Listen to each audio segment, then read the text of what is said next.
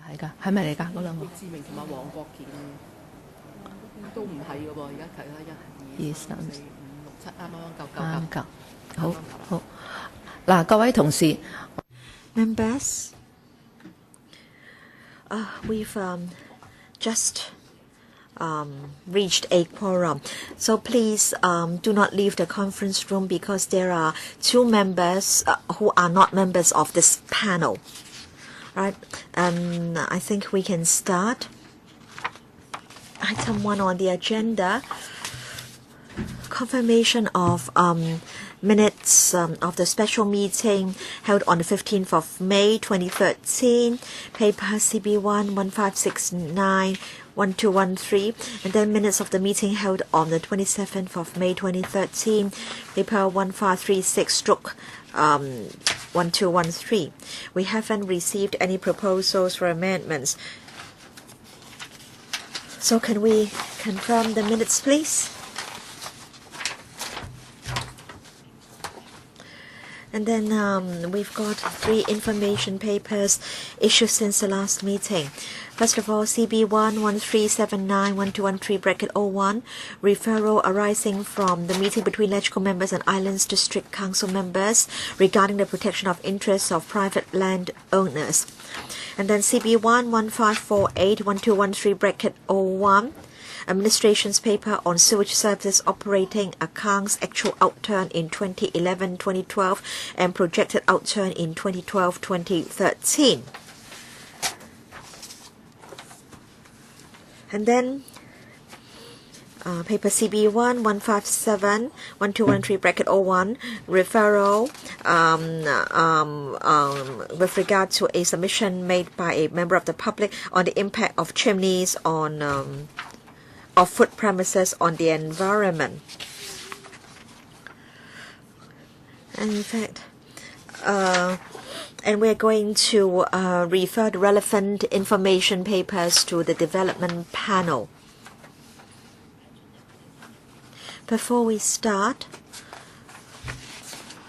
I think we should decide what issues we'll discuss next time. The administration will, on the 18th of September, a Wednesday, 2:30, to report to us on the phasing out of Euro 4 commercial diesel vehicles. In fact, the next session will begin on the 7th of October. So we'll ask the secretary, the clerk, to ask members whether they prefer the 18th of September or the 2nd of October. Now we would like to deal with one issue by the end of July, and that is concerning the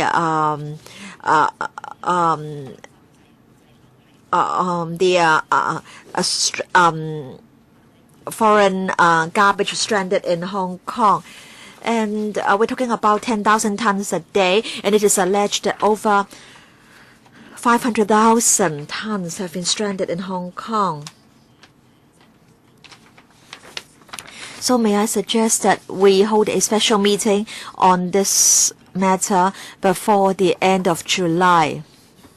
But I hope that members will understand that many members will be on leave in August, and so let's try to have the meeting before the end of July. Miss Helena Wong, I will be able to attend the meeting. I'm concerned about this matter.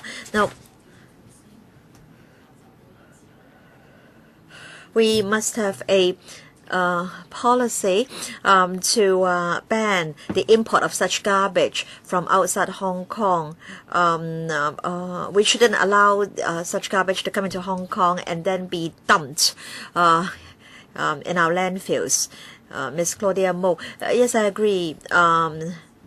we shouldn't allow such garbage to be dumped at our landfills. Now, we understand that the officials will be doing a lot of lobbying work at a district level during the summer holidays, and we must have a discussion before the summer holidays. Yes, so we will fix a date before the end of July. And I will check with the clerk those organizations which are involved in the business of re-export of garbage. They can come to tell us about the procedures needed.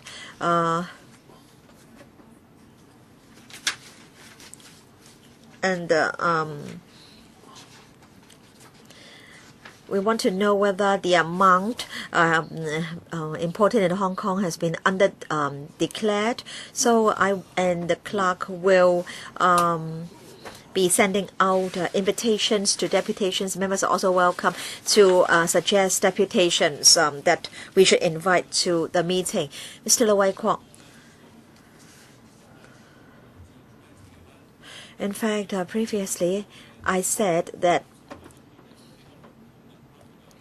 the Bureau should provide us with such information. We were told how many percentage of our refuse would go to the landfills. I asked for a detailed breakdown. How much will go to the landfills, how much can be recovered and recycled, and so on and so forth.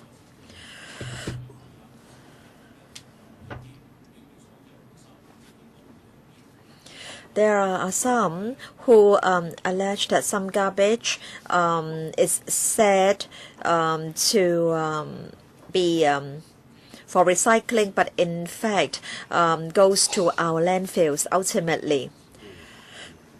So we want to know a detailed breakdown and an analysis of the situation. Right, if there is no objection from members, then I and the clerk will work out some time slots for members to choose from. And please try to attend because we need a quorum.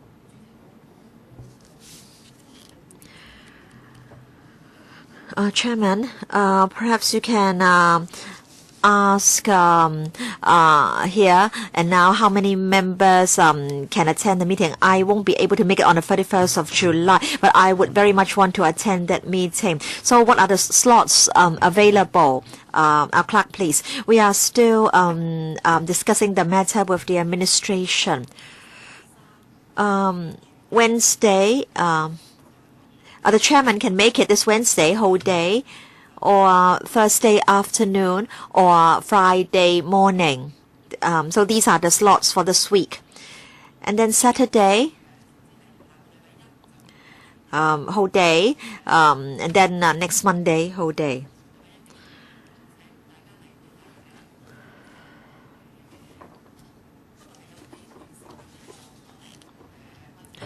But there may be clashes with the development panels, public hearings on the development of Northeastern NT. Now, because we need to contact the deputations, I don't think this Wednesday will be a suitable day. We need to get the relevant organizations to come to give us more information. What about Thursday afternoon? Thursday afternoon. I believe you start at about 2:30, right? I can stay for about 2 hours. But I need 7 hands. Thursday afternoon. Thursday afternoon, 2:30. Those who can make it, please put up their hands. Only 5. Friday morning then. Friday morning. Friday morning. All right. 1 plus 7, so we have 8. 10:45.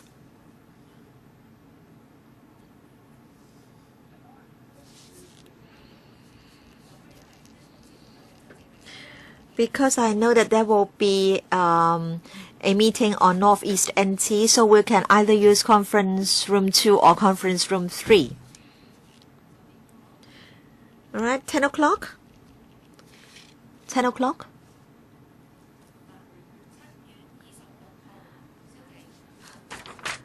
(22nd of July), 10 o'clock, on garbage imported into Hong Kong.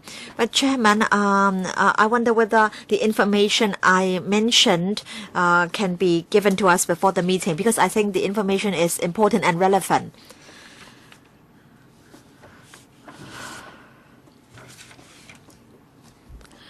Yes, in fact, we all have a lot of doubts in our minds. In other words, concerning these so-called recyclable refuse, how much of it is imported refuse? So we'll ask the administration to give us the information. All right, a special meeting at 10 o'clock on the 26th of July, this Friday. Right, so we'll now start item 3. Mandatory fuel switch at berth for ocean-going vessels in Hong Kong waters. We've got paper 1537, 1213, bracket 01 to bracket 04. Also, members are raising their hands to indicate that they would like to ask questions. Okay.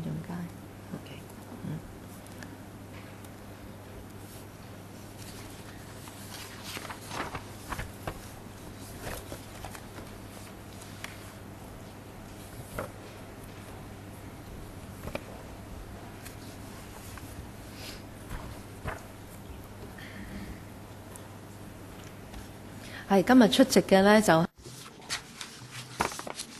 So we have with us the Undersecretary Christine,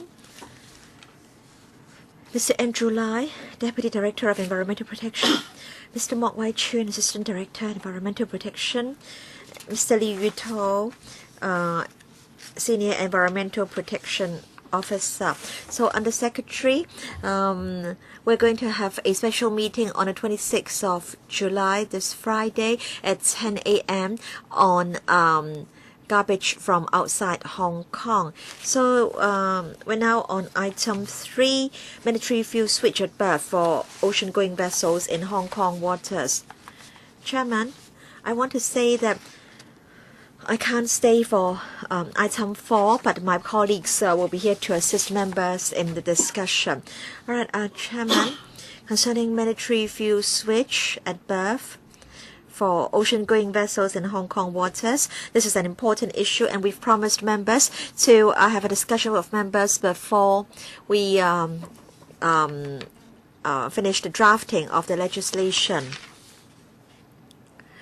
So, we have in fact already briefed members on overseas practices, and in fact we've basically reached a consensus with the industry on the legislation. There are a few salient points in the paper. When the fuel switch should start, when the fuel switch should start again, in other words, before leaving Hong Kong waters. So perhaps I can now invite members to ask questions. 有5位 5 members registered their names: Dr. Helena Wong, Mr. Ken Kimbo, Mr. Chen Kao-lum, Mr. Jun Kai, and Mr. Chi Ming. 5 minutes each. Dr. Wong, thank you. According to paragraph 4 of the discussion paper, here it says that it's about the question of fuel switch at berth for ocean-going vessels in Hong Kong. For the EU, they will tighten the sulfur content to 0.1%. So the government is now proposing in paragraph 7 that it will encourage the OGVs to switch to the use of cleaner fuel, and it proposed that there will be a subsidy scheme for 3 years, and the limit is 0.5% in respect of sulfur content. By 2015, if the international standard is 0.1%, why is it that, according to this proposal, it's only 0.5%? So what are the major obstacles that we are facing, resulting in our not being able to reduce the emission from such vessels so that we are in compliance with international standards? So what are the difficulties? And if we cannot meet the international standard, do we have a timetable as to when we can catch up with the international standard and lower the sulfur content to 0.1%? So that's my first question. Do you have a timetable, and what are your difficulties? And secondly, Hong Kong is a very small place, and once you leave Hong Kong, you can easily,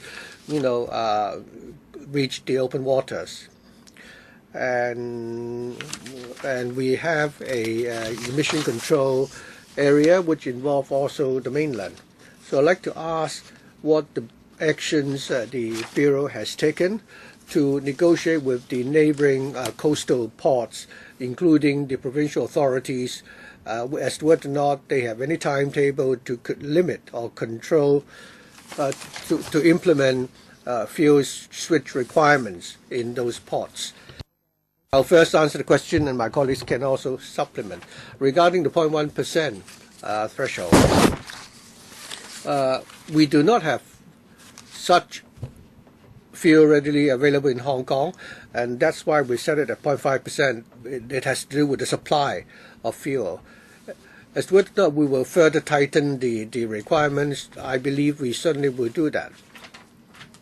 If there are more supply of such cleaner fuel, we can certainly consider that, bearing in mind that in North America and Europe, they will tighten the limit to 0.1% because they have the ITA arrangements. Other than North America and Europe, there are no other places which have adopted such a tight standard. In Hong Kong, we are now enacting legislation to set the limit at 0.5%, and which means that other than North America and Europe, we are already,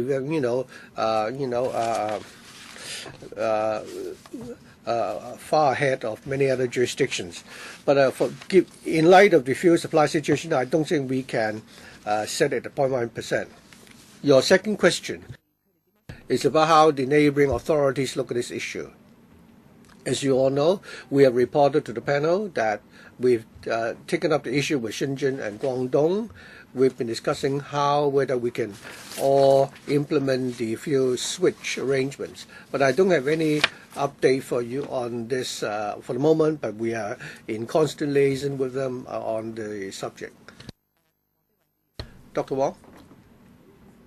Madam Chair, if it's a question of supply of fuel, does it mean that in Hong Kong and the neighboring regions, the fuel that we can obtain to supply to these ocean-going vessels are such that we simply don't have such fuel, the supply of fuel with 0.1% sulfur?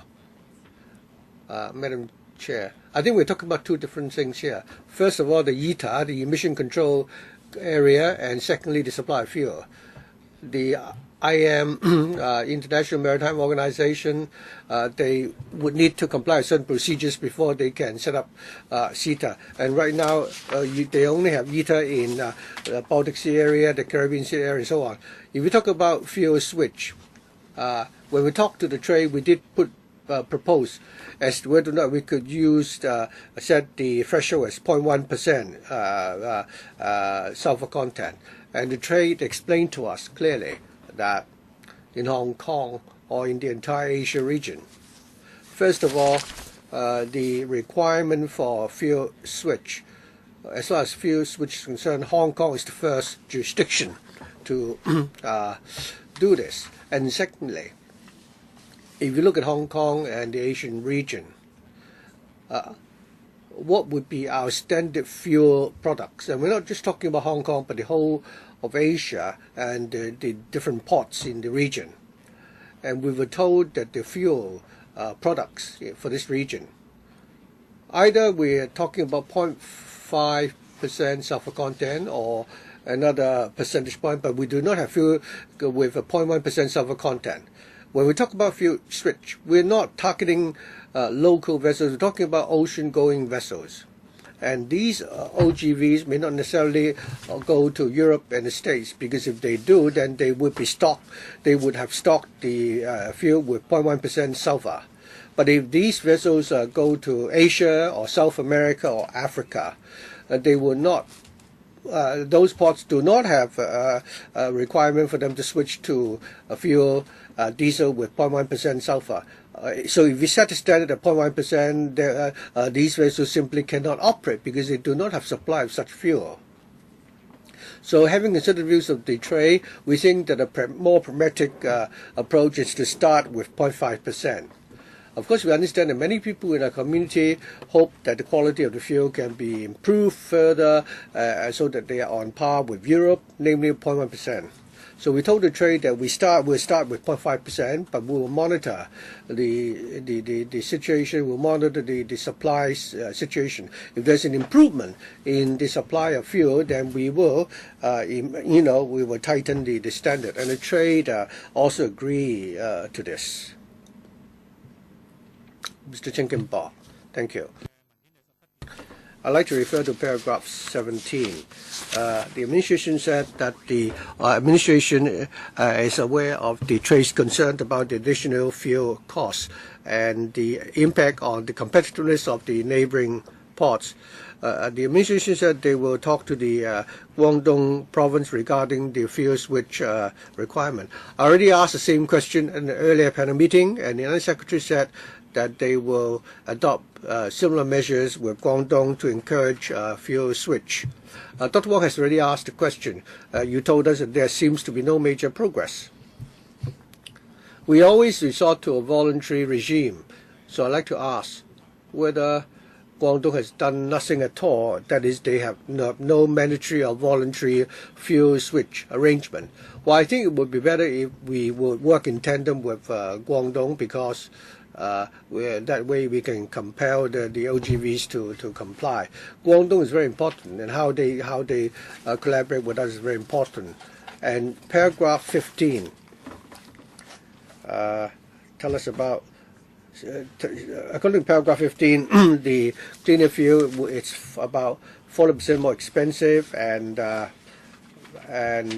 with the subsidy scheme in place, you can offset 35 to 50% of the additional fuel costs. But this incentive scheme will expire in 2015.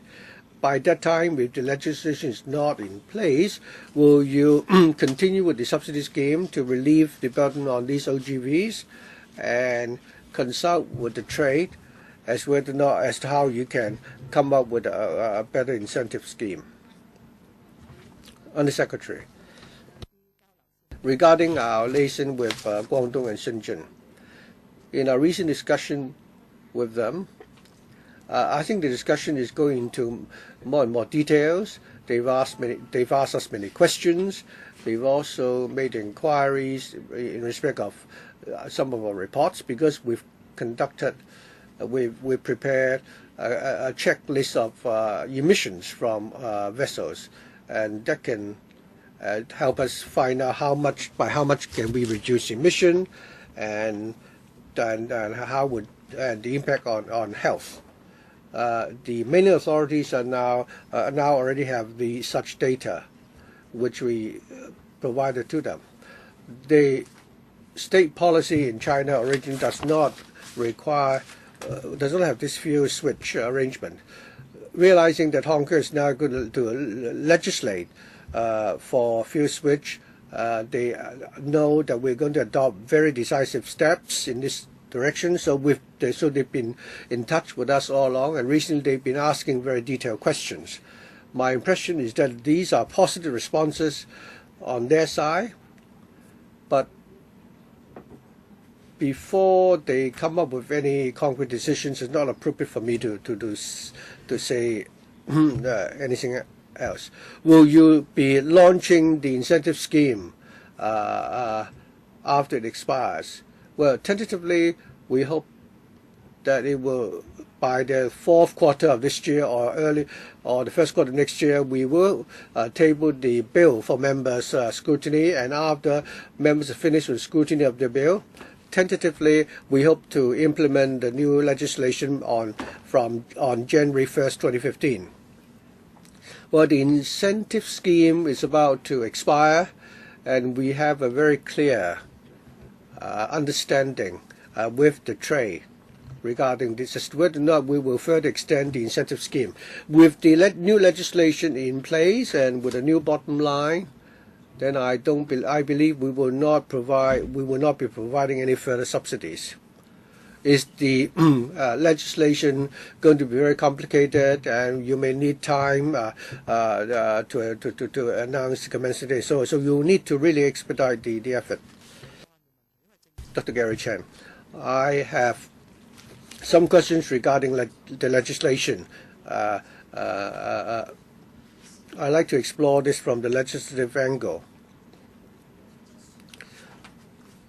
As far as the quality of wealth is concerned, you have now set the standard at 0.5%. Some members asked for 0.1%. The Undersecretary told us that the government already has this direction or objective. So according to your understand, so how do you intend to set the standard in your legislation? Are you going to rigidly saying that it's going to be 0.5%? And if in future you want to become an emission control zone, will you need to come back with a different legislation to do that? And secondly, you told us that you want to start with 0.5%, ultimately migrating to 0.1%. So do you have a timetable for that? Do you have any plans to encourage the trade to actually move up to 0.1%? I'm also concerned about the waiving of the port facilities and the light charges. Will you deal with that in the forthcoming legislation, or is it purely an administrative decision by the CE and has nothing to do with the legislation? I'd like to clarify this point. Are these two separate issues which are not related? So with the legislation in place, the incentive scheme will expire, will stop after the expiry date. Because I don't want the trade to say that we will, comply if you continue with this incentive scheme. On the port facilities and light dues, I think my colleague can supplement. And then as to when we are going to have a review, I would like to hear members' views and suggestions. Mr. Mock has explained to you the situation with regard to the supply of fuel in Asia. Now, in fact, in North America and in Europe, they are having discussions on the full-scale implementation of ICA in 2015, and as a result, there will be a heavy demand for 0.1% fuel. And in fact, there are discussions going on as to whether there will be sufficient fuel for use in North America and in Europe. And so we need to take into account this factor as well as other factors like policies in the mainland. In other words, we have to look at whether there will be a sufficient supply.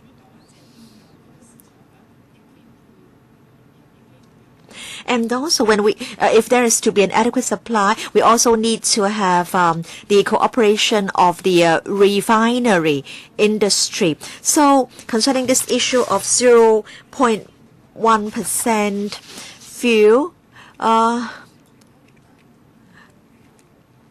want to say that the member's question is reasonable, but we really need to take into account the situation in the EU and in North America. And then as to when we will carry out a technical review, I'm interested to hear members' views. Should we come back, say, 2 years after the enactment of the legislation? And then how the legislation will be drafted? Of course, we'll need to have a discussion with DOJ as to whether we should provide for a review on a regular basis. But then concerning when we can switch from 0.5% to 0.1%, that would be a complicated issue. And perhaps Mr. Lai can say something about port dues. Yes, Chairman.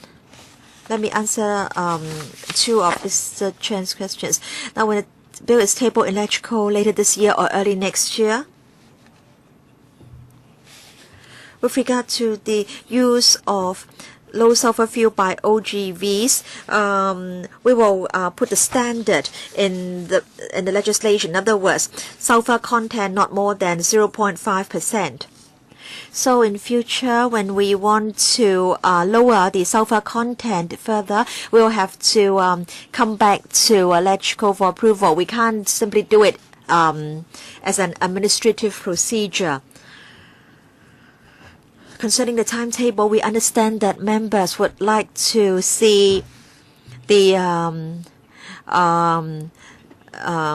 lowering of the emission level and an improvement to the air quality as soon as possible. But then, as the Undersecretary has explained, this has to do with the supply of the fuel and also the adaptation of the shipping industry to the new arrangement. Now, if this piece of legislation is passed, then we'll be the first city in Asia to legislate for the sulfur content of fuel used by OGVs while at berth.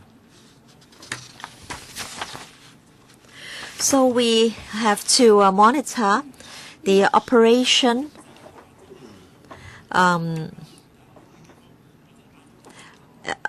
and if North American cities, European cities, and Asian cities are tightening up their standards, then we can at an appropriate time propose tightening up our own measures. And then concerning the incentive scheme to reduce by half the port facilities and light dues charged on OGVs using fuel with sulfur content not more than 0.5% while at berth in Hong Kong. Now, this incentive scheme was launched in September last year, and we made it very clear at the time that it would be a time-limited scheme, a 3-year incentive scheme. And so the operators knew at that time that there would be legislation and there would be the 3-year incentive scheme, which would end in 2015. Now, for the next agenda item, we have 17 deputations coming to the meeting. So I want to say that we have Sin Chung Kai, Frankie Yik, Lo Wai Kwok, Kwok Wai Keung, and Wu Chi Wai, 5 members who would like to ask questions. And so each member can only have 5 minutes.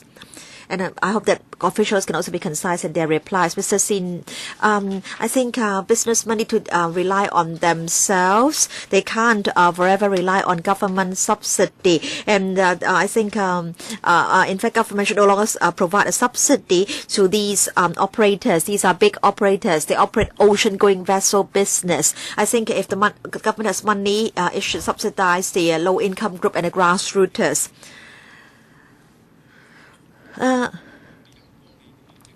But then concerning these ocean-going vessels, there is already fuel in the tank. Does it mean that the fuel in the tank has to be extracted and then the low sulfur content fuel is put into the tank? Now for these ocean-going vessels they have more than one tank on board because sometimes the oil tanks need maintenance, so there are a number of tanks. And at the moment in North America and in Europe, ocean-going vessels have to switch fuel at berth. So what do? For vessels of new design, the operation may be simpler in this regard. And then for the other vessels, now while they're at berth, they will stop the supply of heavy diesel. So when they're at berth, they start the fuel switching process. That will take some time, and they will just use light diesel, and they will just stop the supply of heavy diesel. But they have to do it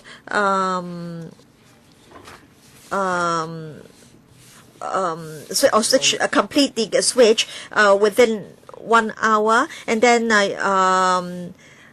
can switch back to heavy diesel until 1 hour before departure. So that would mean that they will be using heavy diesel before they depart. Now we are requiring them to switch fuel at berth. Now to ocean-going vessels, our harbor is rather narrow, and so ocean-going vessels need to be at berth before they start the fuel switching process. Now in Europe, that ocean-going vessels have to switch fuel as soon as possible. In some places, they say that the fuel switching should be completed within 1 hour. But we are of the view that as soon as possible is too vague, and it will be very difficult for us to enforce the law. But then we know that normally speaking, 1 hour will be enough for the fuel switching. And so we are saying here that all OGVs must initiate fuel switch upon arrival at berth, complete the switch within 1 hour. And then when the OGV has to leave, it has to switch back to heavy diesel. So when should it do it so? Some places stipulate that it should be as late as possible, but then it will be difficult to enforce the law. So why can't you tell them to switch back to heavy diesel only after they have left Hong Kong waters? That will not amount to a fuel switch at berth requirement. That would be an ECA requirement. And in fact, ECA is another concept. Let me explain. Now, in an ECA, it doesn't matter whether you are approaching or departing, you have to have switched fuel.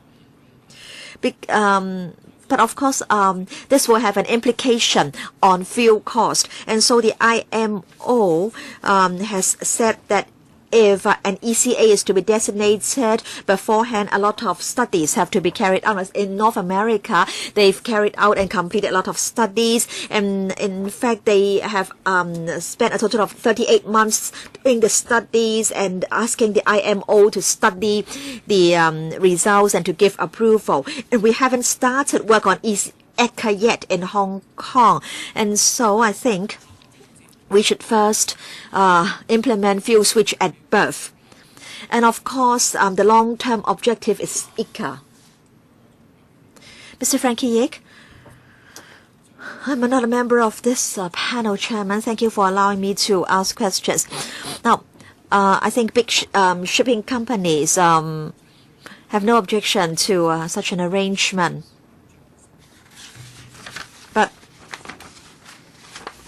As stated in para 7, in the wake of the launching of the Fair Winds Charter, the government rewarded the industry by offering a 3-year incentive scheme, but then this incentive scheme will end in 2015.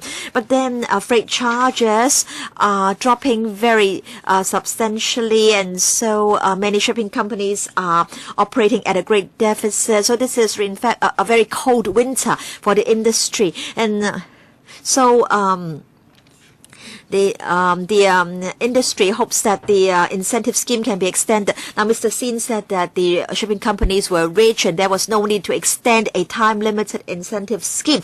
But then I want to say that, in fact, we said that in fact there should be legislation also in the PRD and in the mainland to facilitate effective enforcement. But now the shipping industry supports the idea that Hong Kong should legislate first. But then they hope that the incentive scheme can be extended for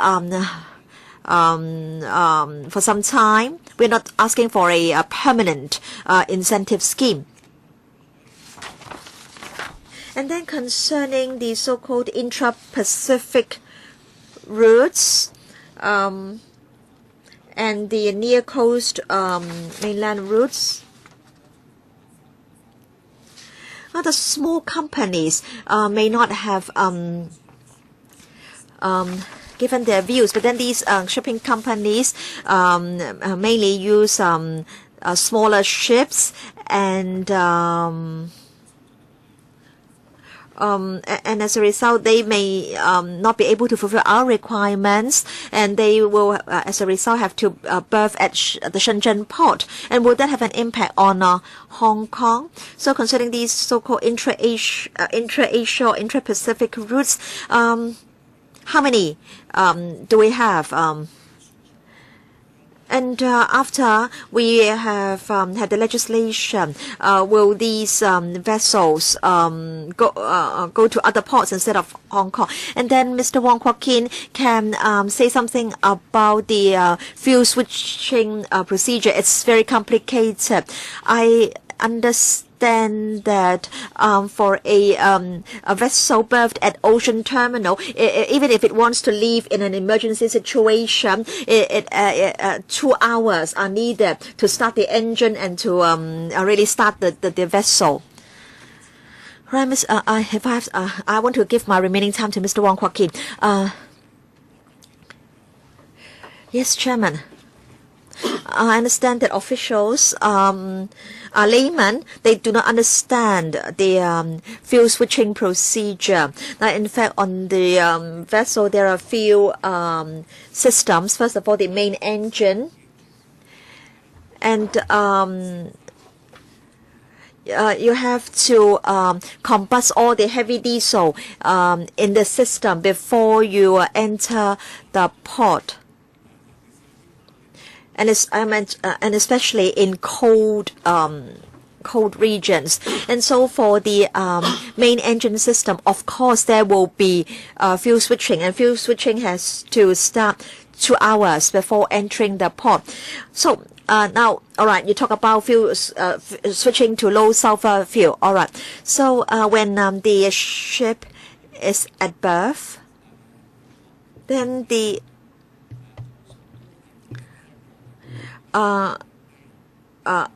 electricity for electricity generation, of course, light diesel is used, and then the boiler as for heating for the passengers. If heating is not required, then I want to say that the heavy diesel has to be reheated constantly, or else it will solidify. So the boiler has to be heated constantly. So concerning fuel switch at berth, you're talking about the boiler system and the electricity generation system. How many hours really depends on the size of the vessel and how much diesel is already existing in the tank. I don't think there is this time limit. I think the administration simply doesn't understand the operation. Lower court. In paragraph 17 of the paper, some people have expressed concern about the additional cost implications of the fuel switch requirement and thus adversely affect the competitiveness of our port. And in paragraph 15, you cited some examples, and the examples you give here is that if you take a 20,000 ton OGV switching to low sulfur fuel, then despite the incentive the waiving of the light charges and so on, it will only offset about 35% to 50% of the additional fuel cost. However, if this could be done, it would help improve the quality of air, and in principle we support that. But as to whether or not compared with the concerning the competitiveness of the ports in the neighboring PRD region, the question is whether or not the Guangdong authorities are actively considering to implement a similar fuel switch. I understand that we will not be able to enact legislation in tandem. So I'd like to know what's the attitude of the Guangdong authorities. Even if they cannot move as quickly as we do they have such a plan in place? I also have some information myself. Guangdong, Hong Kong, and Macau. In June 2012, actually promulgated a plan to work together to build a quality living circle. So we really want to work together to build up a green living zone in the PRD region. And they have already made a clear undertaking. Given such a plan and commitment, can we really leverage on that so that the PRD region, Macau and Hong Kong can really work together in terms of the timetable for the legislation and so on, and even if there is a mismatch, at least we should have a target or objective. I think Mr. Low has exactly said what I wanted to say. So in our discussion with Macau, Guangdong, this green living space that you refer to, I think we are all working towards an objective. Well, what I'd like to know is whether you can tell us this. Of course, this will have an impact on the operating cost of the OGVs berthing in Hong Kong, and also affect the competitiveness of the ports in the neighboring area. So, according to your understanding, do they really have such a plan in place which will complement ours? There is indeed, such a chance, but I don't think it's. I think time yet for me to give you more specifics. Well, this is exactly what I'm concerned about. If we're going to implement this unilaterally in Hong Kong, while it would achieve some results, but we all know that the air quality in Hong Kong is very much affected by the PRD region, and we all know this very clearly. For example, during the Chinese New Year period, where the factories in the PRD region, cease operation, we really have cleaner air in Hong Kong. I'm not blaming the neighboring cities for our air pollution, but we need cooperation. If we are only talking about Hong Kong implementing the switch, that would not be enough. We really need to ensure that at the government level we can make sure that all the ports in the PRD region can do the same. We fully agree with Mr. Low. But someone has to take the first step forward. So the fuel switch requirement in Hong Kong has now become our policy, and we need to enact legislation to implement that. In the PRD region, this is not yet the policy at the present stage. The question is, we are now trying to work towards the objective of enabling China to make it also part of the state policy. Mr. Kwok. Mr. Wong Kok King said just now that for the large ocean-going vessels, it would take 2 hours for them to burn up all the fuel. So can they really make a switch within 1 hour? Have you actually conducted a study to find out whether or not it can be done? Because the proposed fine is quite hefty. It's $200,000 or 6 months imprisonment. If the vessel simply cannot comply, does it mean it will not enforce the law? And secondly, in the long term, if we want to have good control, we need to set up an emission control area, ECA. We talk about 38 months. You said that, according to you, you haven't done that yet. But are you willing to do it as soon as possible? In the long term, we need to reduce emission not only after the vessel is berthed in Hong Kong. They should start cutting down on the emission while they're coming into our harbour. So have you started work in that direction yet? And secondly, the fuel switch arrangement will only come into effect in 2015. But so what is the purpose of this requirement if we could obtain electricity supply onshore? So what is the procedure for that? Do you have a timetable?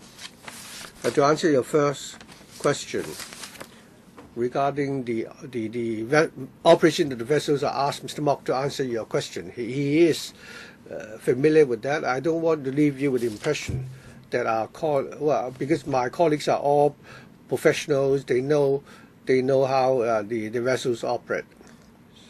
And secondly, regarding the creation of ECA, we said that it would take 38 months.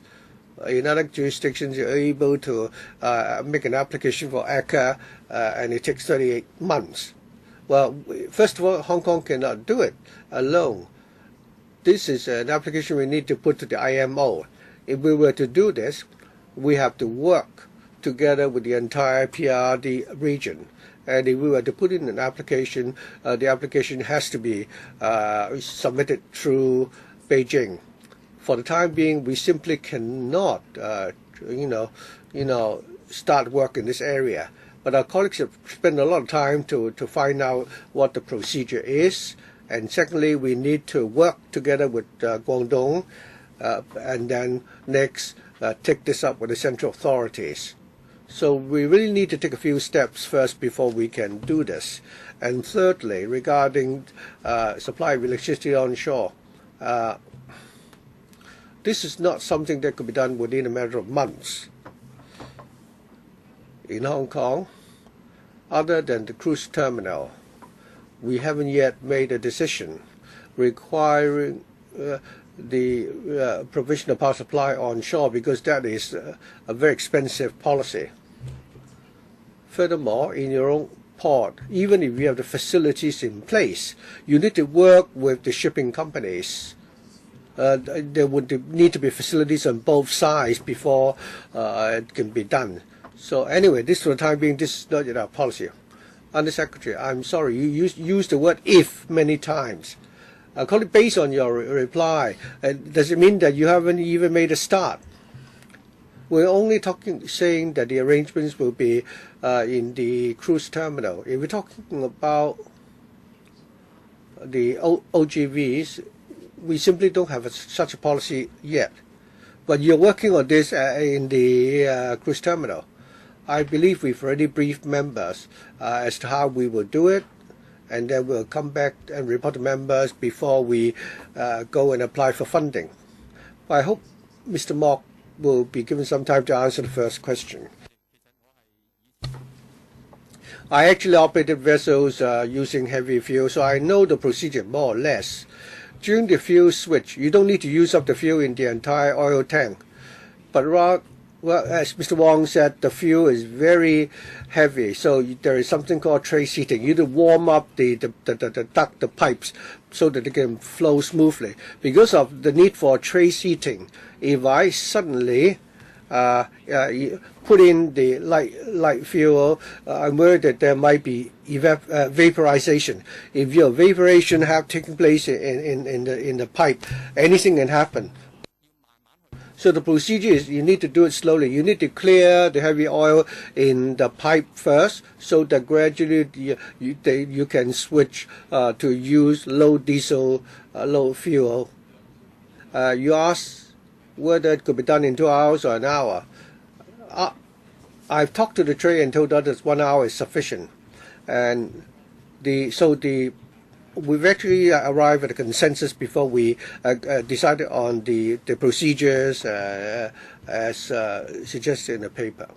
Well, you've now set the limit at 0.5%, whereas in the States and Europe, by 2015 January, the ceiling is 0.1%.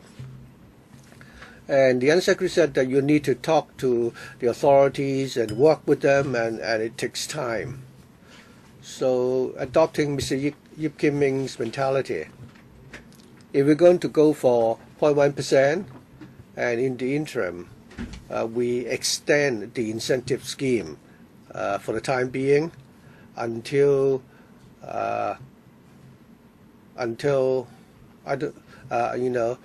we are aligned with the mainland. So is that a direction that we should consider? Because we want to, achieve the target of 0.1% earlier. Let me try to respond. We've already said earlier and explained why for the time being 0.1% is possible, because there's simply no supply of such fuel in Asia. It's not only a question of money. Yeah, you see the case that the supply of such fuel is not available. Yes, fuel with 0.1% sulfur content is not so common. In North America and Europe, they will switch. They will change the legislation, and they will start with the switch there. But in Asia, we simply don't have supply of such fuel. Madam Chair, I understand that in North America and Europe, they will be migrating to 0.1%, and then supply will gradually increase. Right now, there's no laws to compel the refineries to produce this product. So is it because of this that the so-called shortage or lack of supply would change by 2015? And secondly, in the turbines of the engines of the OGV, can they cope with the use of fuel with 0.1% sulfur content? Well, I think this has been debated within the shipping industry. I don't think we should focus on this for the time being. Let's focus on the supply issue. In North America and Europe, they have not yet fully switched to fuel with 0.1% sulfur content. They're still debating this. That is, if this is implemented in future, would there be sufficient supply of such fuel? So today, the questions that you pose, I will not be able to answer them because it has something to do with the market supply. You ask whether or not in future we can rely on subsidy, because we don't know when China, the mainland, is going to implement fuel switch at birth. And your question is this, that is in 2015, the subsidies will expire, and you ask whether or not we can extend it further and see when China is going to implement the fuel switch requirement. With all these assumptions, I don't really want to go into discussion on this. But what happened is that we will only implement the legislation, the law, in 2015. Between 2014 and 2015, we can observe the supply situation, because they are now going to use such fuel on a massive scale in North America and Europe. At that time, we'll also know better what is the timetable as far as the mainland is concerned. So it would be more realistic if we have another discussion 1 year from now. Now, the Undersecretary has said that when the bill comes to us, we may want to see a clause providing for a review once every, say, 3 years or once every 5 years, so that at an appropriate time we can amend the legislation and tighten the fuel standard. And I want to say that Friends of the Earth and Clean Air Network have written to us on fuel switch at berth and also onshore electricity supply. I understand, and they have asked us to invite Mr. Greg Sau to attend the meeting to explain the situation in the context of the cruise terminal. I understand that concerning the onshore electricity supply facilities, this is the responsibility of the Environment Bureau. And then also we understand that the vessels have to have their electricity system installed, and then they will choose which specification that they need. So that's why we haven't invited anyone from the CEDB to today's meeting. But then we've referred this letter to the chairman of the Economic Development Bureau, or rather panel, and then the panel can decide whether they would like to follow up on the matter. So we'll now move on to agenda item 4. Please invite the deputations in. The Undersecretary has already said that she won't be able to stay for that item. So this is the item receiving public views on upgrading the diesel standard for local vessels. And we have 17 deputations in total. 咁啊，其實就係正式做去聽意見同埋做回應嘅就係。And I understand that Mr. Lai and Mr. Mok will be here to assist us in the discussion of this item.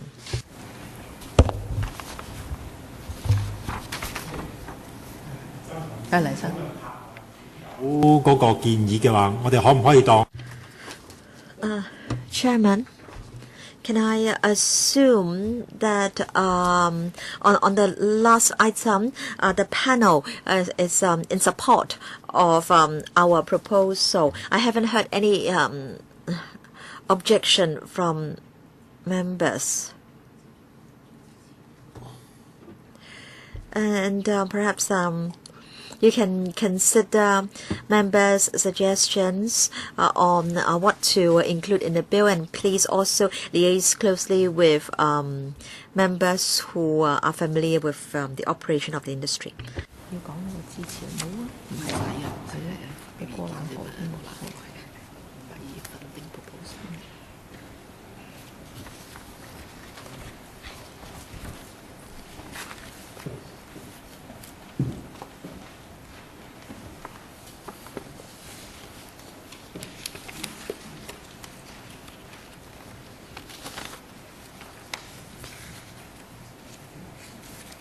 好，歡迎各位出席我哋今日嘅會議。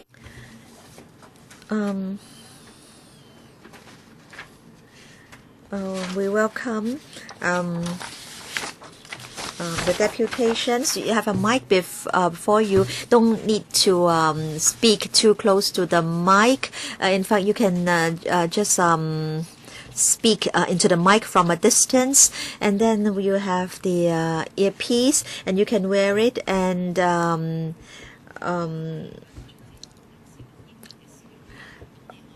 you can tune in to channel 1 for Cantonese interpretation. All right, channel 0 is the floor channel. Channel 0 is the floor channel, and then channel 1 Cantonese, then channel 2 English.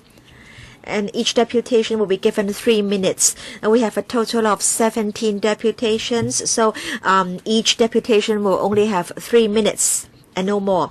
And please bear in mind that what you say will not be covered by the electrical powers and privileges ordinance. In your booth, you could use the microphone to make your speech, and it is a very sensitive one, so there's no need to stick very close to the microphone head. And you have an earpiece here, so on channel 0 it would be the floor sound, and if you want to listen to the simultaneous interpretation in English, please tune to channel 2, and every representative could speak for no more than 3 minutes. I have to apologize about the tightness of our schedule, that we cannot have everybody to speak freely. That is one of the limitations of our council, and you are also not protected by the power and privileges ordinance, so you have to take legal responsibility of your own speech.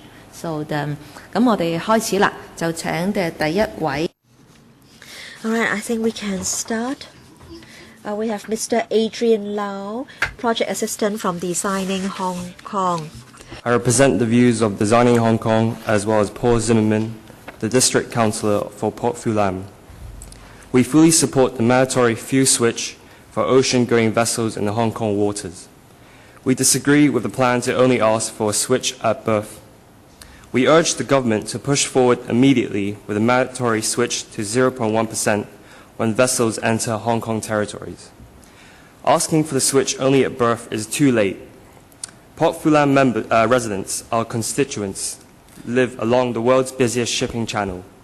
They want to see a low-emission zone for East Lama Channel to clean up the air in Port Fu-lam.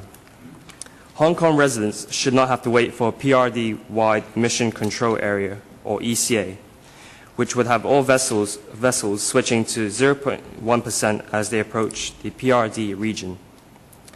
For ocean-going vessels, container ships, boat carriers, cruise ships, all regulations and discussion for ECAs and fuel switching has already been for 0.1% sulfur. The complaints from the industry over fuel availability for vessels that don't go to North America or Europe are false. Once the government has made the decision, suppliers will provide the fuel immediately because it will make economic sense for them to do so.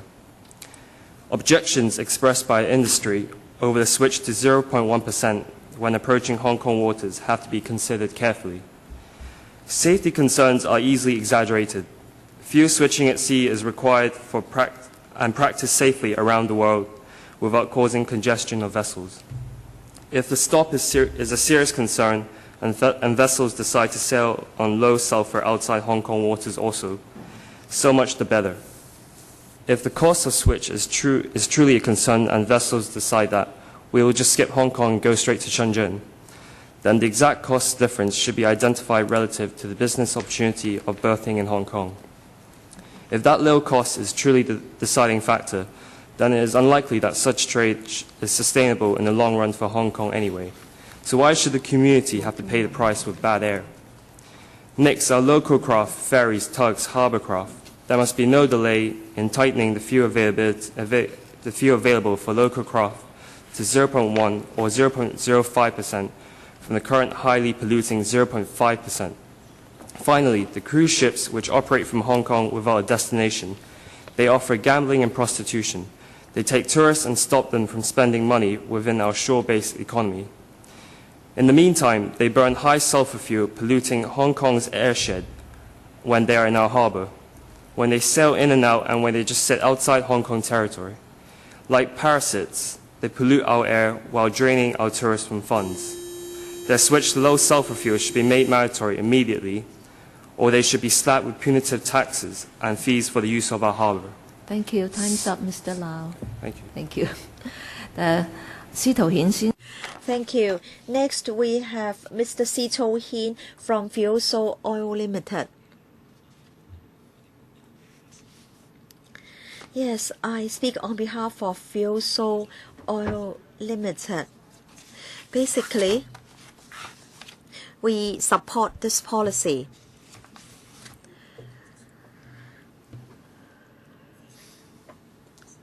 We hope to see improvements to the air quality in Hong Kong.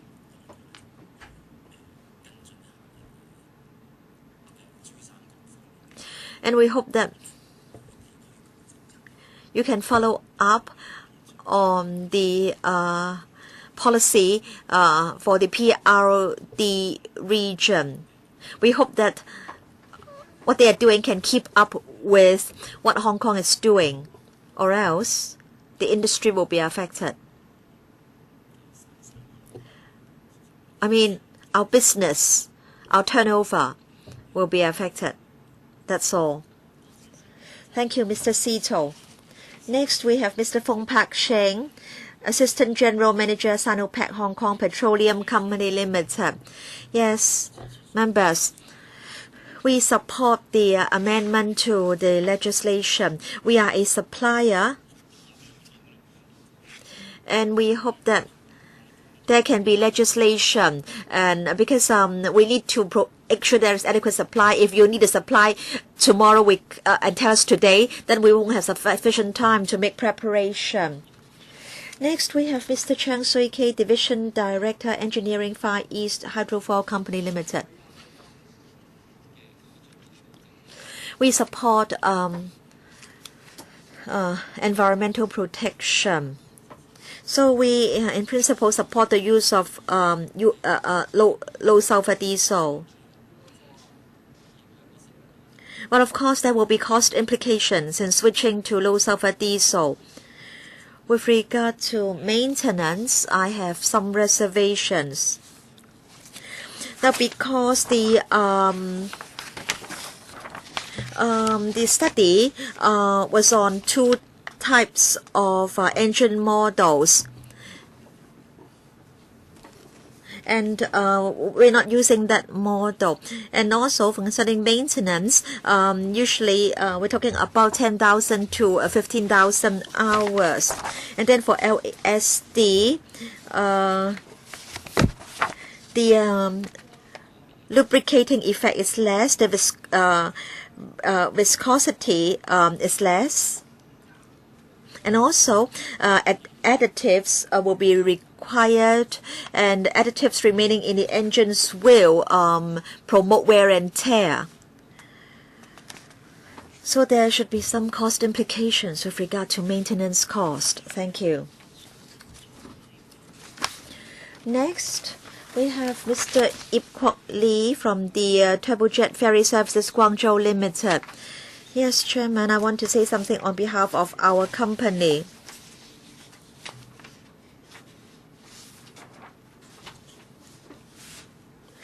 We of course, in principle, support measures to promote environmental protection.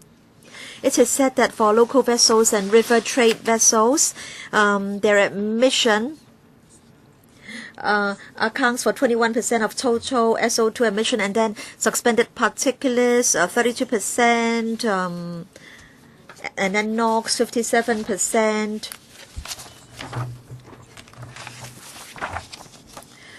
I believe maybe next year we'll have to use light sulfur diesel, right?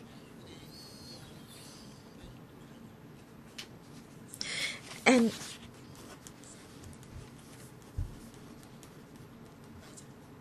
we're talking about 0.5% to 0.05% low sulfur diesel. But then for ocean-going vessels and other vessels, it seems that they did not proceed so quickly.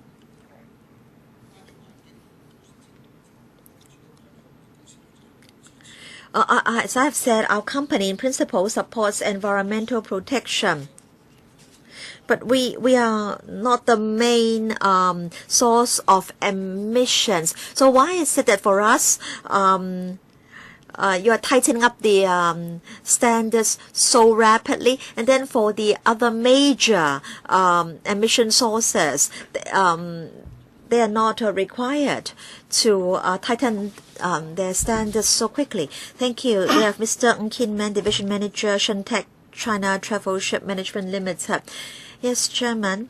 One of our policies, in fact, is to protect the environment. This is our corporate policy, and we support any effective emission reduction measure to try to help bring about improvement to air quality. Our paper supports the government's proposal in paragraph 8 of the paper.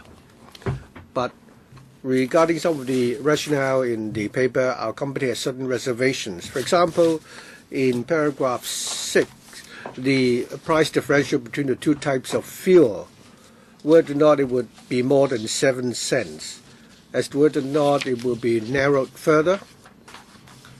And the feasibility study conducted by the government did not cover the generator for our fleets. So regarding the use of low sulfur diesel and whether or not it can help lower the maintenance costs for our generators, we really have our reservations. We operate 36 vessels. We operate more than 80,000 schedules, carrying more than 14 million passengers. We use more than 150 million, liters of fuel. In your feasibility study, you've not included our company. The cost of fuel and the maintenance for our generators will go up, and that will impact on our operations, and our ability to provide service to the public will be very much affected. We therefore hope that when you enact legislation to regulate the use of diesel fuel, you should explain clearly to the trade that is, if the price differential between low and high sulfur diesel deviate from the government's projection, what plans does the government have to help the trade achieve the objective of environmental protection? And secondly, what mechanisms do you have to maintain the stability in the price of the low sulfur diesel? As someone from the trade asked earlier, do you have any plan to regulate the quality of the diesel used by non-Hong Kong vessels operating on our waters? Next, we have Mr. Wen from the Hong Kong Sau-lan Motorboats and Tugboats Association. I'd like to speak on behalf of our association. Last year, the EPD suggested that the fuel used by local vessels should be lowered from 5,000 to 80 dBm in order to reduce the air pollution caused by local vessels. Our association in principle support this proposal and make a contribution to help improve air quality. But we cannot ignore the adverse economic implications for the industry. The EPD told the industry that the price of the low sulfur fuel is slightly higher than that of the existing fuel. If you use the FOB price from Singapore, in your paper you say the differential is about price differential is 7 cents per liter. The trade has repeatedly said that compared with the local retail price, the low diesel sulfur is $1.50 more expensive. Take the 19th this month, for example, the 5,000 dBm low sulfur diesel, they are sold for $6.27 per liter. The 10 dBm low sulfur diesel are sold for $8.60. The differential is $2.33.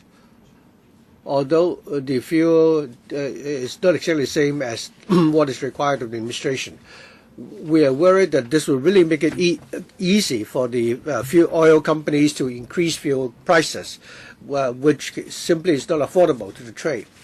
Our industry has always been adversely affected by expensive fuel prices and inflation. Furthermore, the shipping industry is now in decline. Our economy is subject to all kinds of open external influences.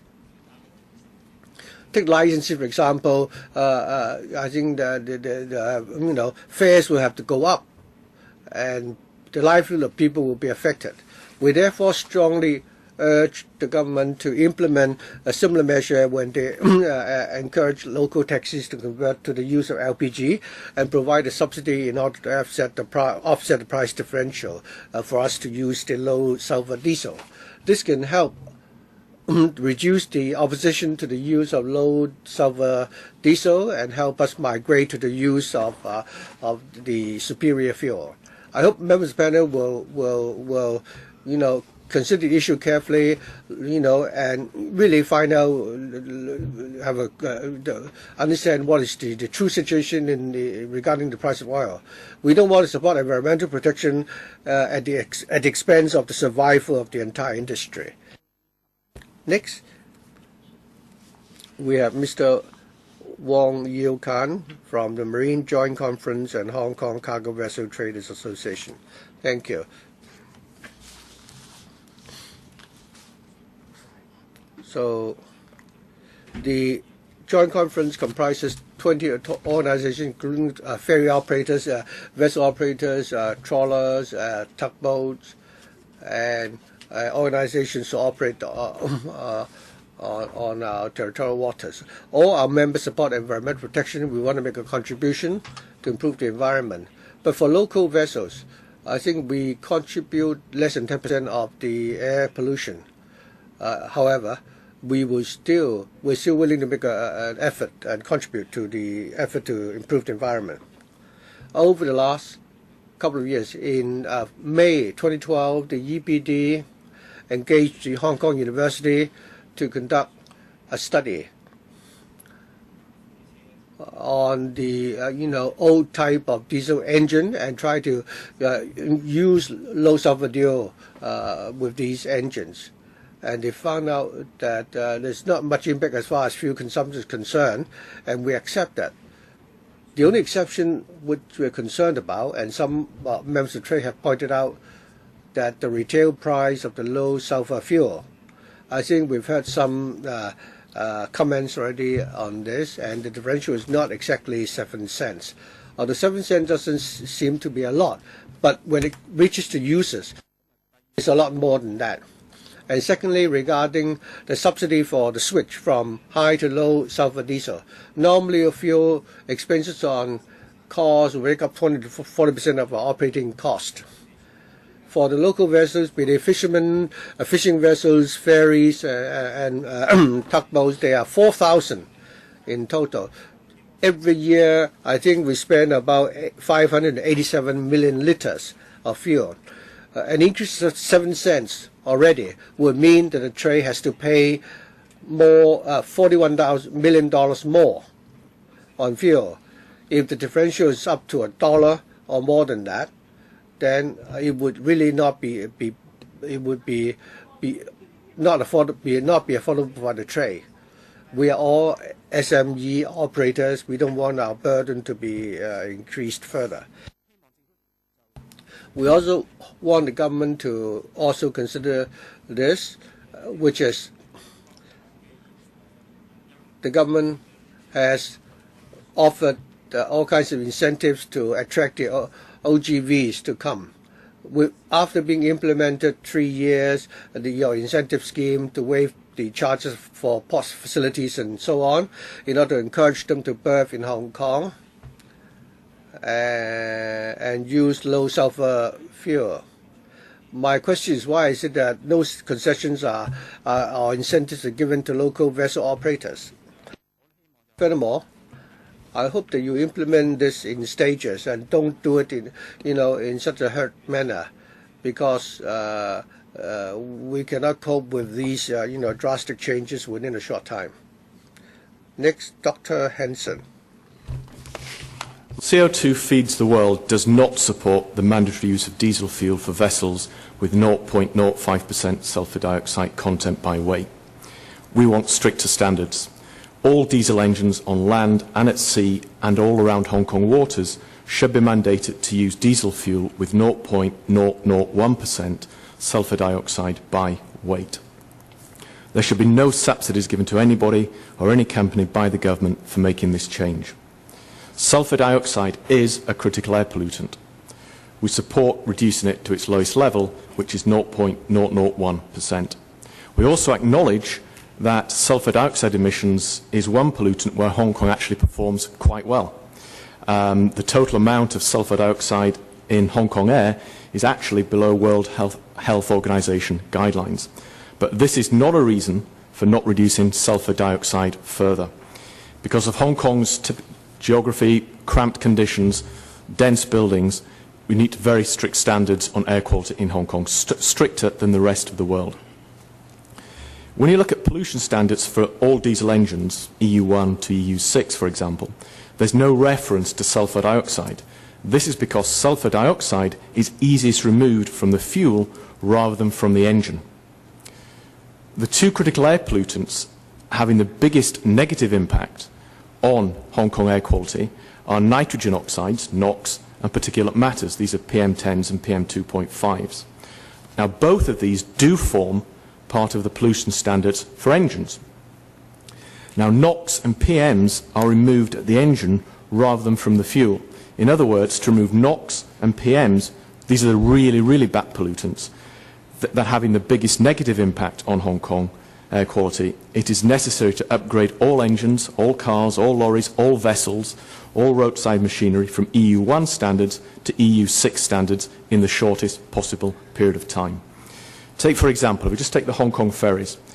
If you look at the NOx per day and you switch from pre-EU to EU6, you reduce NOx from ferries by 96%. That's huge. It's significant. If you take PMs per day, they would fall by 98% if engines were upgraded from pre-Euro to EU6. So it needs a complementary policy. You need to switch the fuel to the lowest diesel content possible, which is 0.01%. That helps on the sulfur side of it. But to help with all the other pollutants, it's crucial that you actually switch from EU1 to EU6 standards in the shortest possible period of time. Another reason why you should not give any subsidies is you want to encourage people to change engines. Modern engines do more miles per gallon, they give greater efficiency, better fuel economy, therefore that will benefit the operators themselves. Thank you. Thank you. 第二位係 Next, Professor Dennis Leung from the Hong Kong University. Thank you. I am speaking in my own personal capacity, and I'd like to express my support for the government's proposal for the fuel switch. I agree with Dr. Hanson that using better quality diesel can help further improve air quality. But I think this switch should be done progressively. I was also commissioned by the EBD to conduct the study on the use of low sulfur diesel in generators on ships. The government set up a working group on the use of low sulfur diesel. There was a very detailed discussion to discuss on the generators to be used and so on. And the decisions made by that working group before the test started. The result of the test showed that the two engines were the most commonly used by vessels, and we found out that the switch to low sulfur diesel technically is feasible. No problems there. Regarding fuel consumption, there will be some slight increase. This has to do with the lower heat level in the use of light sulfur diesel. So we would like the government to provide some support for the fishermen arising from the additional costs when they use low sulfur diesel. Next we have Mr. Chen Shihua from the Hong Kong Appalachian Machinery Traders Association. Thank you. In our industry, using low sulfur diesel will not have any adverse impact on the engines that we use. As part of the Hong Kong community, we also want to improve our air quality so that people can have a better environment to live in. Thank you. Next. Cheng Wing-Kuan先生. We have Mr. Cheng Wing-Kuan from the University of Hong Kong. Yes, Chairman. I support the switch from high diesel or high sulfur diesel to low sulfur diesel by local vessels. Thank you. Mr. David Wong from the New World First Ferry Service Limited. Yes, we also want to play our part to bring about improvement to air quality, but then fuel accounts for 40 to 50% of our operating cost. So a slight increase in the fuel price would mean that our operating costs will go up very substantially, and also we are in fact operating under very great difficulty at the moment. So although the difference is said to be 7 cents only, the cost implication to us is very big. So we hope that a subsidy or a subvention can be provided by the government to us. Yes, we have Mr. Chu Tong from the Chu Kong Shipping Enterprises Holdings Company Limited. Yes, thank you. We of course support environmental protection, but then there is this few price difference of 7 cents, and then there are other factors also affecting our fuel costs, and as a result the extra cost to us is more than 10 cents per litre. So I think the government can must try to do something to lessen the financial burden of companies like us. Yes, Mr. Lee Sheng-heng, Chairman of the Sai Kung Ferry Traders Association. Yes, I represent the Kai tow operators. They are concerned about the supply of fuel and the price of fuel, and whether our business environment will be adversely affected. Now, concerning the difference or the price difference of 7 cents, we are of the view that in fact the extra cost to us is more than 7 cents per litre. So we are concerned. But of course we all support environmental protection. But we also need to do business. So we are concerned about fuel prices and also the fluctuations in fuel prices. Thank you. Thank you. We have Mr. Choi Yi-on from the Hong Kong and Yau-Ma-Tei Ferry Company Limited. Chairman, we support measures to improve local air quality, but then oil or fuel price movements do affect our operation greatly.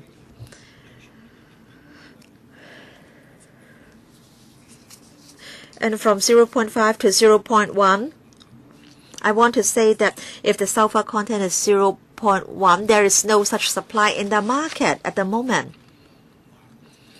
And so, while the government formulates environmental protection policies, it should also put in place a mechanism to stabilize fuel prices so that operators will have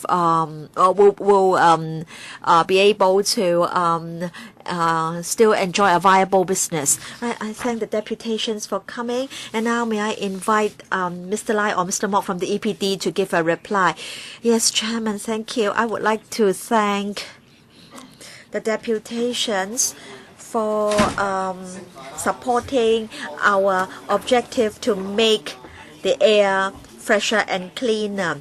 So we hope that, and I thank them for supporting the idea to reduce emissions from local vessels.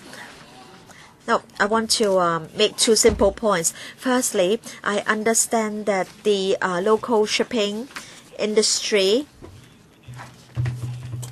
is concerned about the cost implications to them, and I understand that the fishing industry also shares the same concern, and we are proposing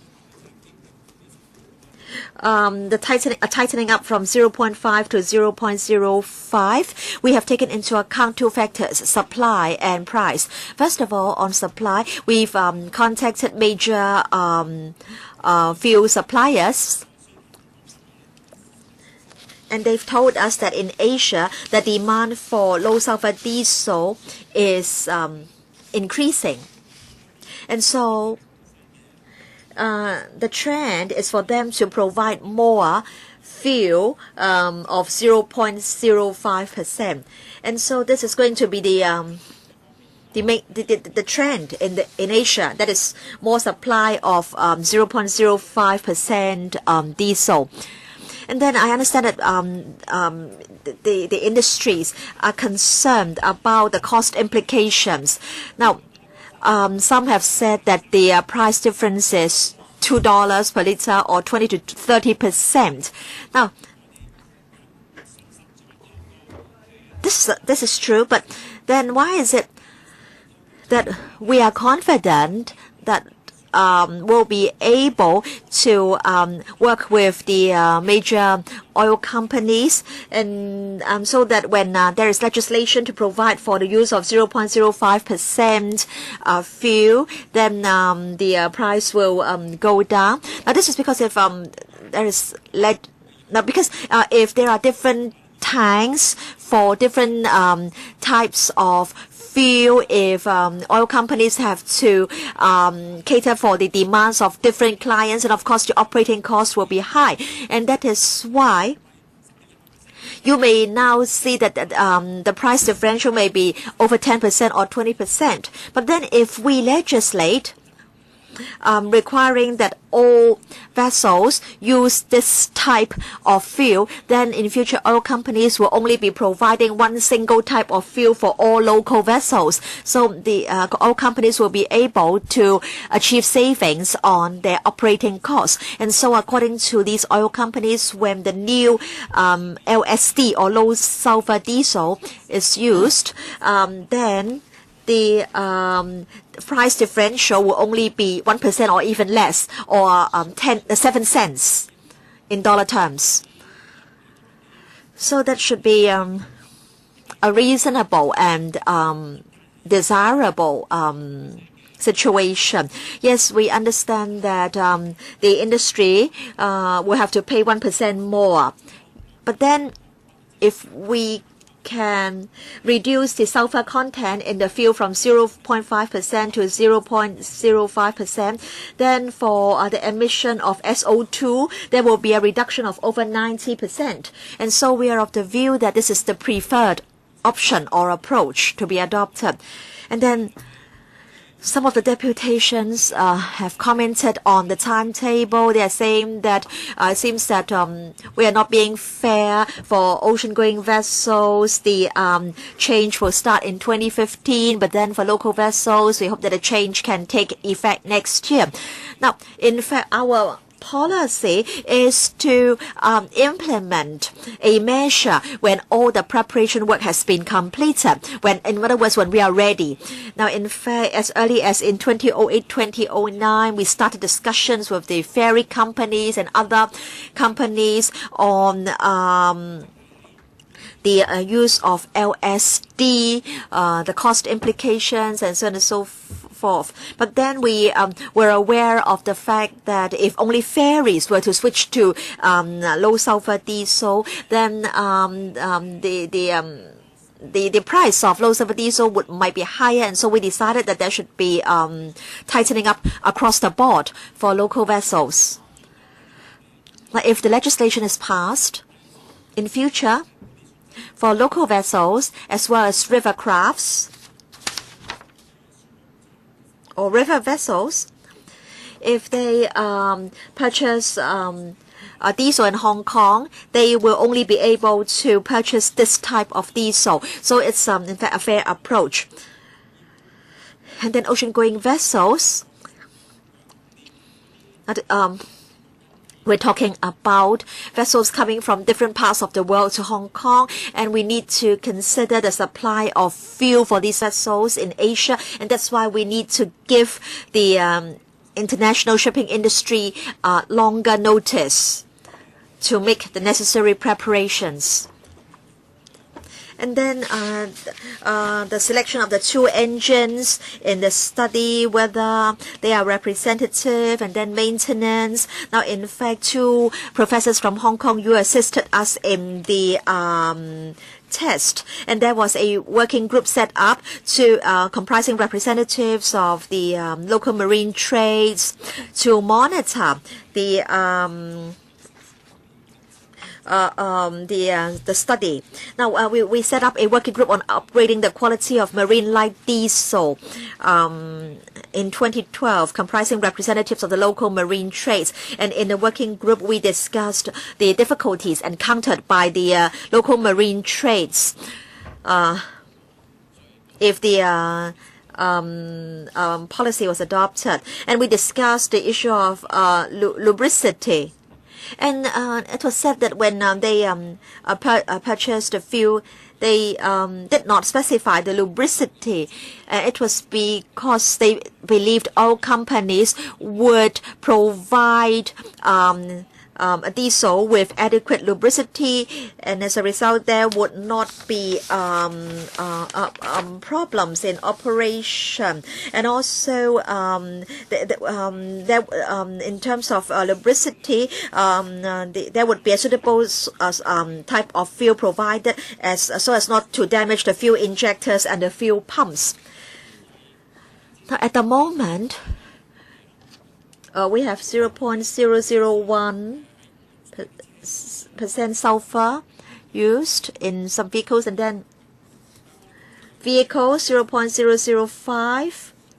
But then for vessels, we are proposing a gradual tightening up, because if we act too drastically, then the industry may find it difficult to cope. So we're talking about 0.05.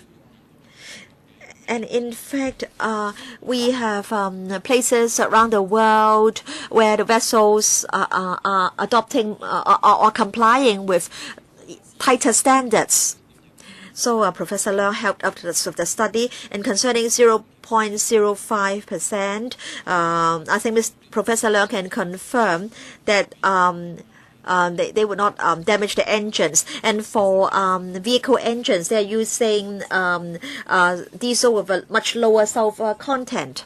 So oil companies at the moment do make sure that the fuel provided has sufficient lubricity as to avoid any damage to the engine.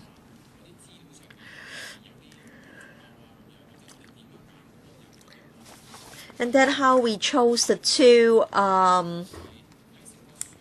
models of engines. Now, in fact, there are many engine models, and the working group agreed that the two engine models selected were representative. One type was used by bigger vessels, one type by smaller vessels. But I think one thing is fundamental, and that is the oil companies will take care of the issue of lubricity. Now, in the study, we wished to confirm that the LSD was technically acceptable and feasible.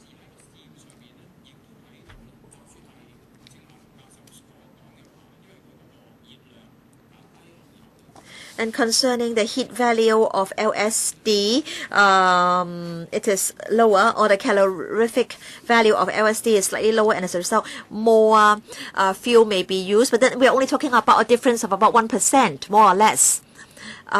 So the impact on the industry should not be too much. I thank the two officials for their replies. We have 3 members who would like to ask questions. 4. So we'll extend the meeting time by 5 minutes. All right?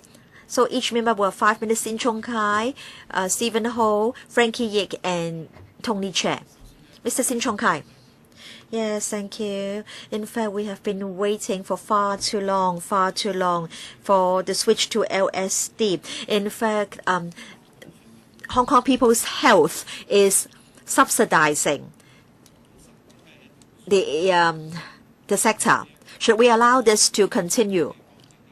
Now, of course, if you have to use better fuel, cleaner fuel, the operating costs are bound to rise. Does it mean that every time operating costs rise, you have to ask for government subvention?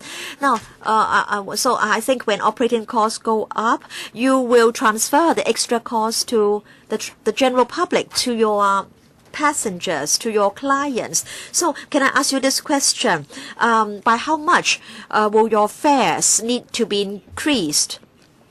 Tell Hong Kong people the truth, and then Hong Kong people can decide whether they support the idea, whether they don't support the idea. But if you can all switch to cleaner fuel, people's health will get better. So is it that we should continue to tolerate high sulfur fuel?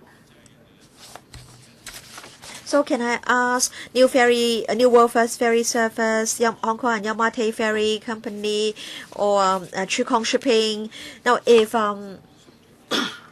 the government's estimates concerning extra costs are accurate, then by how much will your fares have to go up? Who would like to provide the information Mr. Sin asked for? Mr. Ng. Mr. Sin, name the Shin Tech company, so I'll respond on behalf of my company. In my speech earlier, I already provided some figures. I said that every year we consume more than 150 million liters of fuel. I don't have a calculator with me, but it really depends on the government said that the price differential is going to be 7 cents, and many members in the trade really queried that. That is whether or not the price differential is really going to be 7 cents. Before further information available, let's work on the basis of a differential of 7 cents per liter. Furthermore, the professors earlier told us that the efficiency of the engine will be down by 1% if we use low LSD. The study conducted by the university was based on engines which are not used by our company. The officials said that the 2 engines they picked were very representative. Why, I don't know about that. The joint conference said that according to the estimate, the vessels will only burn about 500 million liters of fuel. Our company alone would consume 150 million. So why is it that in your study you did not pick the engine used in our vessels? So in the absence of such information, I can't answer Mr. Sin's question as to how much our fares will need to go up. But at least the government told us that the price differential is going to be 7 cents, and I have reservations about that. How much additional fuel do we need to use? The professor said 1%. I have questions about that too. So in the absence of any further information, I'm not able to answer Mr. Sin's question. We also have other shipping companies like the Pearl River, First World, Ferry, and Yamate, especially the operators of the local ferries. Yamate or New World, would you like to respond? Mr. Wong from New World First Ferry.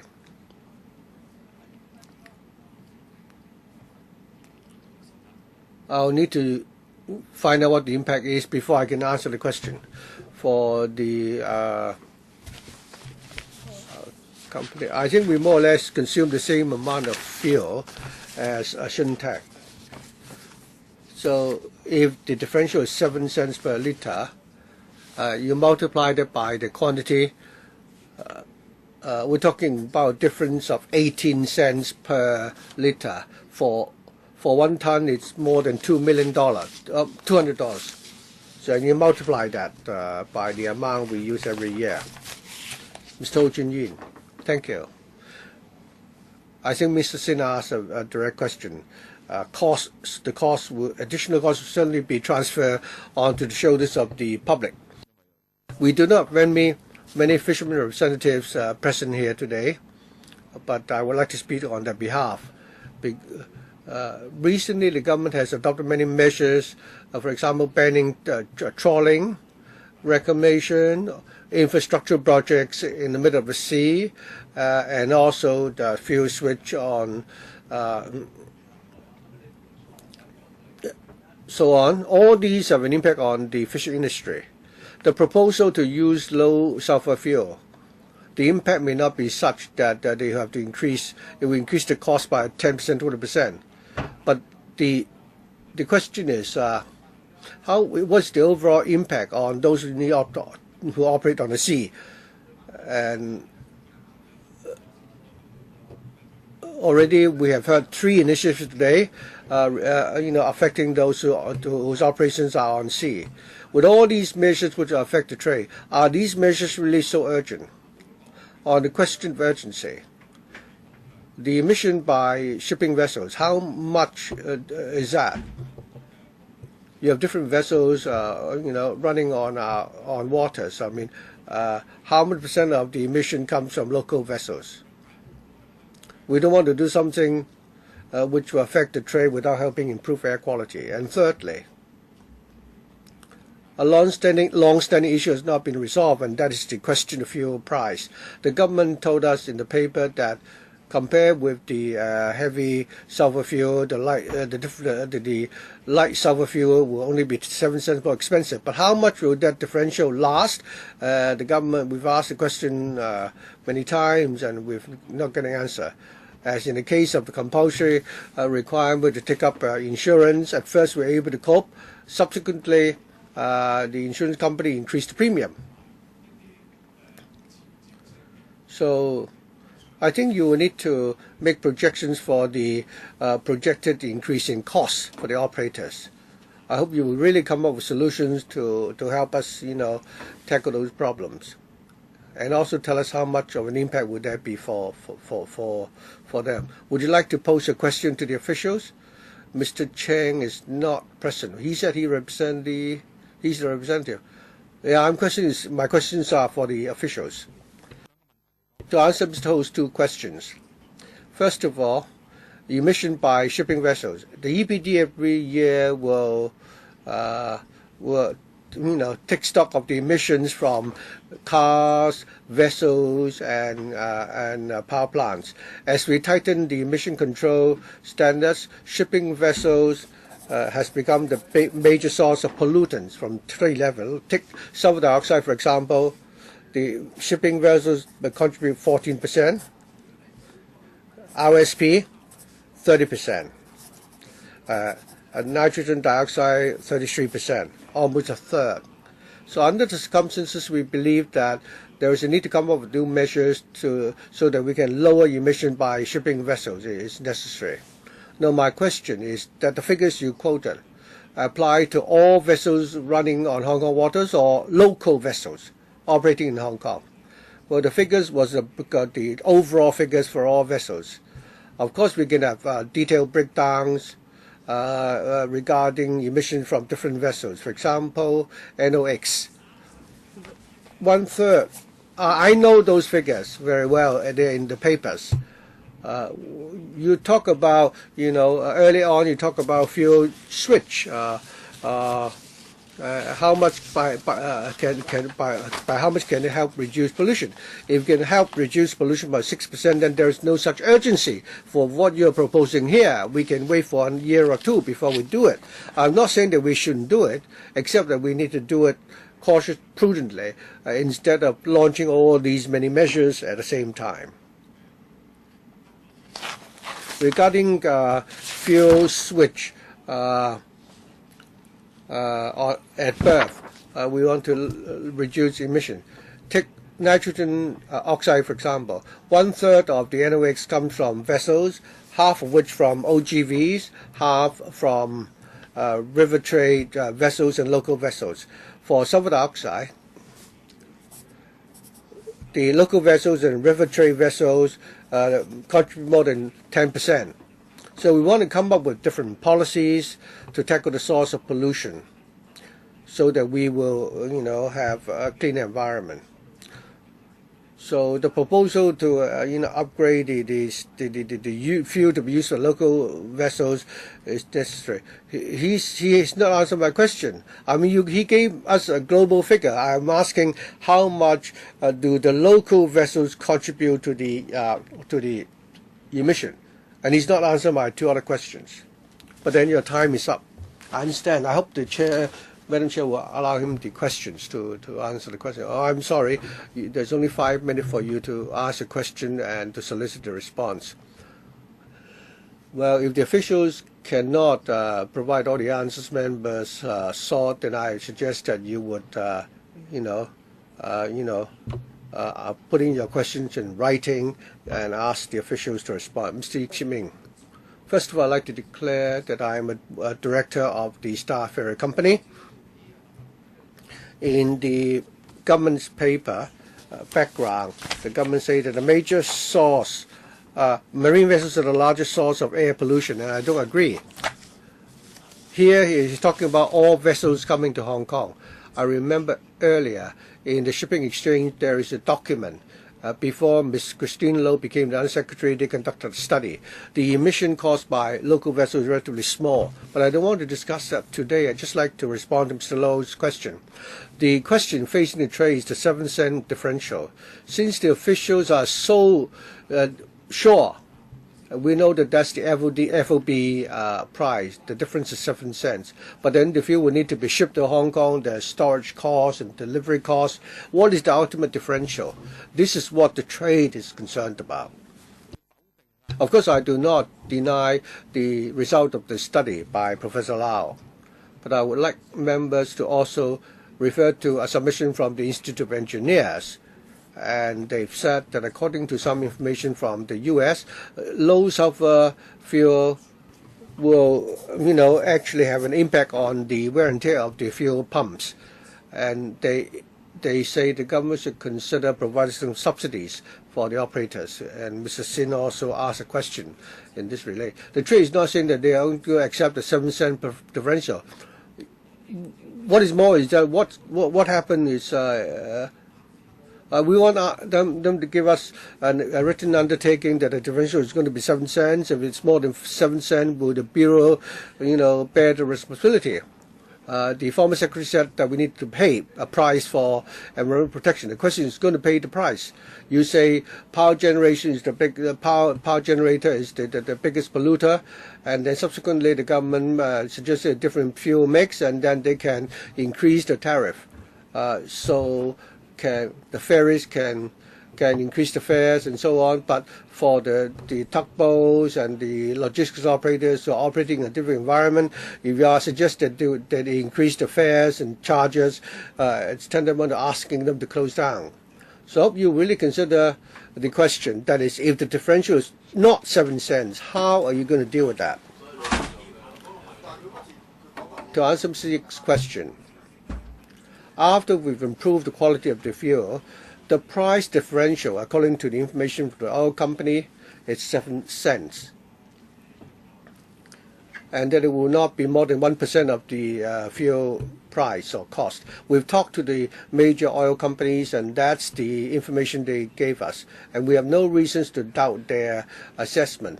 Of course, I must stress that the 7 cents or less than 1% price differential, it's about the switch of 0.5 and 0.05% sulfur content and the differential between the two types of fuel. It doesn't mean that fuel prices in future will only be 7 cents different from what it is now, because the local fuel price will also be fluctuating in line with international prices. So in future, if there is a price differential, we want to find out whether or not this is due to the overall price fluctuations internationally, or is it strictly because the result of our increasing the air quality, the fuel quality requirement. Initially, we said that the price differential should not exceed 1%. But in future, when these low sulfur fuel are sold to the market, the differential is larger than this, then we would have a duty to ask the oil company what is happening and explain why we have this larger differential in price. And if it has an adverse impact on the local shipping industry, of course our Bureau will follow up. Now, of course, I'm not talking about international oil price movements. Now, say assuming that it's $100 per barrel, then the price differential is 7 cents. All right. But then what if the differential is more than 7 cents? And what if the shipping industry encounters financial difficulty? That's my concern. Mr. Tony Chair, I send a deputations for coming today. I think we all support the using of cleaner fuel by local vessels. And I want to have a written reply from the administration. Now we have ocean-going vessels, river vessels, local vessels. So concerning these 3 types of vessels, I want to know the improvement to air quality if the measures for all 3 types of vessels are effective. And then some say it may be difficult to distinguish between local vessels and ocean-going vessels. So what about those gambling vessels, so to speak, which ply between Hong Kong waters and non-Hong Kong waters, coming in and out of our harbor? So I hope that the industry, the sector, can also work out the cost implications to them. Now, the administration has said that the price differential is 7 cents. Now, I am interested to know the cost implication to the sector. And maybe fares will have to go up as a result. And perhaps the administration can also try to work out some figures for our reference. Mr. Lai. Chairman, members are concerned about the emissions from different types of vessels and also the emission reductions that can be achieved if all these measures are implemented. Yes, we can provide such information for members' reference.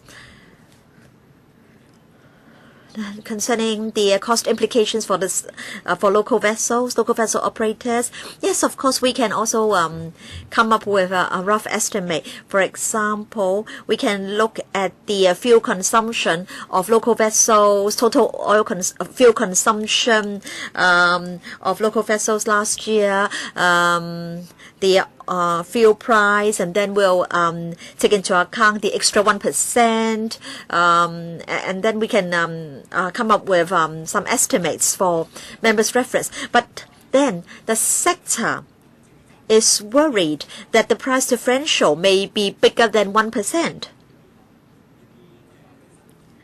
And in this regard, we may not have any new information for members. Yes, Chairman, concerning fuel prices, now I think what is important is that there is competition. Now, Sinopec has told us that we have to give them ample notice so that they can provide the supply. So how much notice do they need? I think it's important that there is competition with regard to the supply of fuel. If only one oil company or only several oil companies can provide the fuel, then I believe that's the sector's worry. I understand that for vehicles, there is a tax on the fuel. I don't know whether there's a tax on fuel for vessels, and vehicle owners are complaining that all companies increase fuel prices very eagerly, but are reluctant to lower fuel prices. So I have to make sure that there will be adequate supply so that there will not be any manipulation or monopoly. Yes, perhaps I can say more about 0.05 LSD. In January this year, Platts, an organization in Singapore,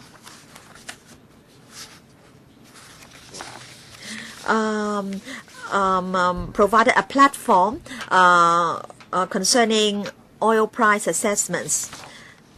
And I want to say that since January, Platts has not offered price information or quotations on 0.5%, only 0.1% and 0.05. In other words, oil price movements or fuel price movements will be very transparent. Now, why has Platts decided to do this? This is because everywhere in the world, governments want to lower the sulfur content of diesel, and so 0.05 fuel is used, and then it is mixed with other types of fuel. So 0.05% is going to become the mainstream light diesel to be used by vessels. Now we are adopting this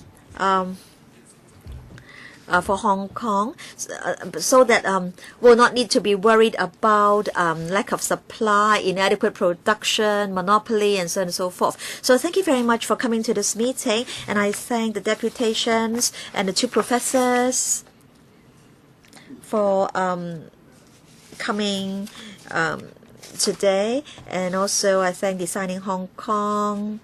And if you feel that you have further views to express, you are welcome to give us those views in writing. We don't have any AOB items. The meeting is adjourned now. Thank you.